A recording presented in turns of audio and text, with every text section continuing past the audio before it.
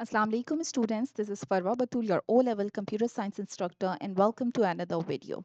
Here in this video we are going to start activity 8.5 that is related to the case statements. Yes, this activity will be done in 3 different languages. First, in this video I will be using Python as my programming language in order to solve this activity. It says that in the high level programming language that your school has chosen to use, write and run a short program to input a number and check if that number is equal to 1, 2, 3 or 4 using the case construct or alternative where appropriate. Okay, so actually the program is about taking a number from the user.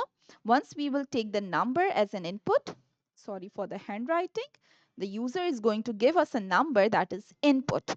It can be 30, it can be -7, it can be a whole number, an integer value, and it can be negative or positive number. But the thing is, you have to check that if this number is equal to 1, 2, 3 or 4.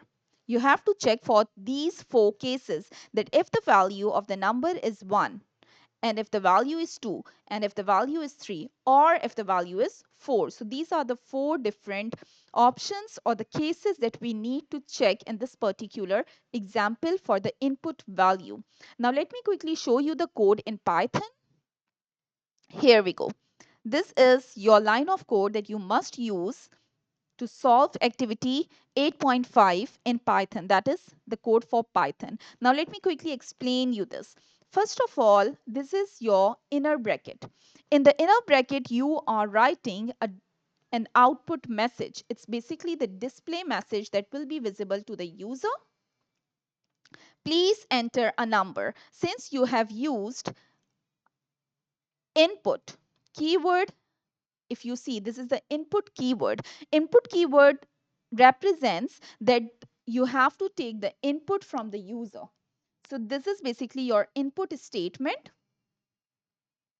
a statement that helps to take the input from the user. And what basically, what is the display message? The display message is please enter a number. When the user is going to see this, he's definitely going to enter a number. Now look at this. Outside there is int keyword mentioned outside the bracket. This int keyword basically represents the integer data type. Why are we using it? Because we are using for data parsing. Data parsing means that when the user is going to enter any number or anything as an input, then that input is basically considered as string by default, string data type. But if you want to convert the string data type into integer or into a number, then you must have to use data parsing method, or you have to use the keyword int, so that the input data will be considered as integer value and then you can store it into any variable.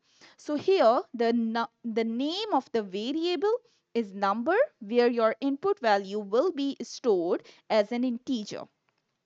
Why we don't need a string this time? Because we cannot use any arithmetic operation or any logical operation on a string value. We have to convert the number into integer data type. In order to compare the number, use the arithmetic and the logical operators on this number or on the input that is being entered. Okay, now the next thing, once the input is being stored in your variable number, now you have to start with your cases. Okay, look at this. It is if. We are using if, and after if there is the condition that is to be checked.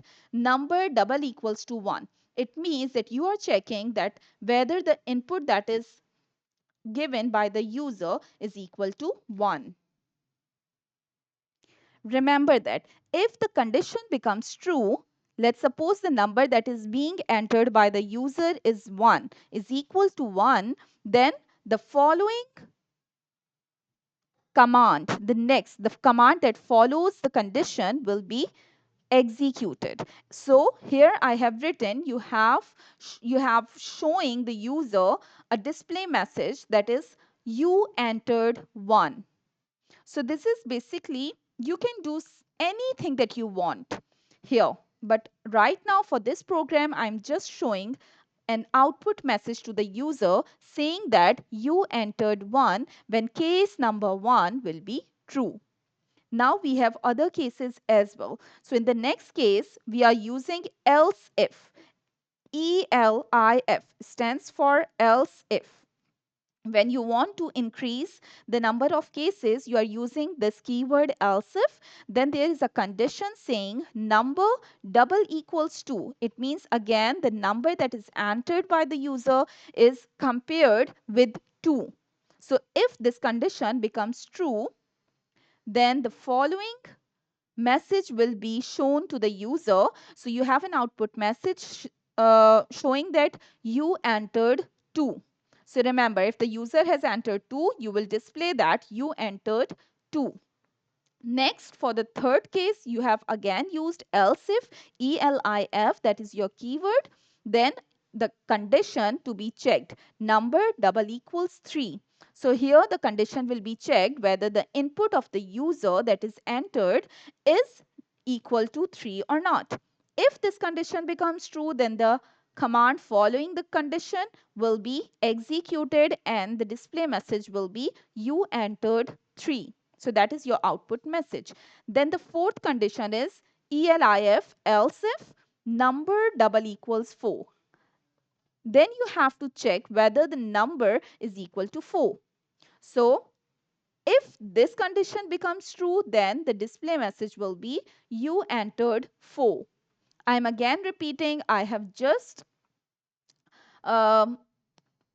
I have just written my own message. You can do whatever you want once the condition becomes true. So here you have 4 different options. The first is when the number is 1, then you can do something. When the number is 2, then you can do something else. When the number is 3, then you can do something different. And when the number is 4, then you must be doing something different. So there are 4 different ways through which your program can go.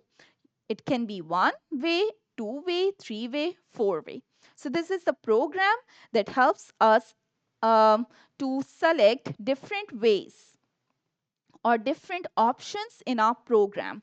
Now the next thing is when you don't have a valid input. Let's suppose it's not 1, it's not 2, it's not 3, it's not 4 according to our program. It is a number that is something else. So you can simply print invalid number. The number is not 1, 2, 3, 4 according to our program, so it is an invalid number. We can just show this message or we can show something else, whatever you want.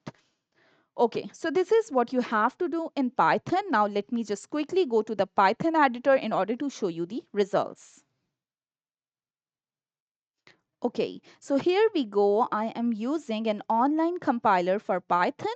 You can use any of them, depends upon you, which one you like. Just go to Google and search for Python online compiler or Python online editor. Then you can find so many. So it is up to you, whatever you want to use. Now look at this. The first thing I did is I have a number variable that is going to save my input value as an integer. So I'm taking an input that is please enter a number. The user is being asked to enter a number, then that number will be converted into integer data type and finally stored in number variable. Then you have different cases that I have already explained. Now let me just quickly go to run the program. So there is a run button here. Look at this. Please enter a number. So let me just enter 1.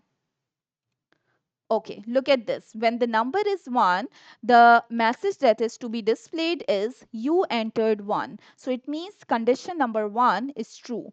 Now let me quickly run again for 2. Enter.